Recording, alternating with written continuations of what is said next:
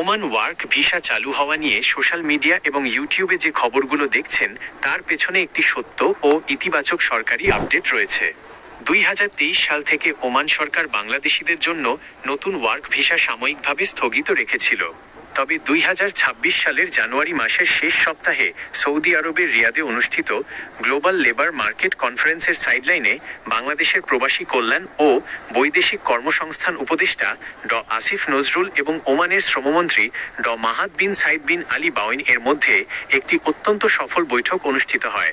এই বৈঠকের প্রেক্ষিতে ওমান ভিসার বর্তমান পরিস্থিতি ও সর্বশেষ আপডেট নিচে দেওয়া হলো। ভিসা চালুর আশ্বাস।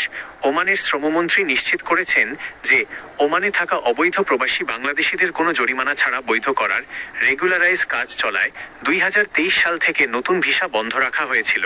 এই প্রক্রিয়াটি গুছিয়ে এনে তারা খুব দ্রুতই বাংলাদেশিদের জন্য নতুন ওয়ার্ক ভিসা পুনরায় চালু করার আশ্বাস দিয়েছেন।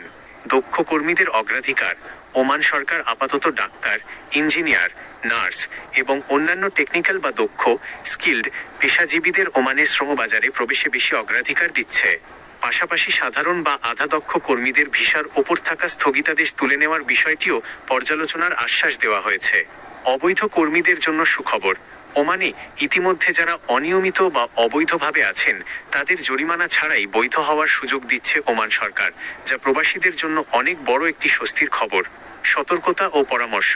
ইউটিউব বা ফেসবুকের থাম্বলে হলে 100% সুখবর বা আজকেই চালু হলো লিখে অনেক সময় ভিউ পাওয়ার জন্য কিছুটা বাড়িয়ে বলা হয়।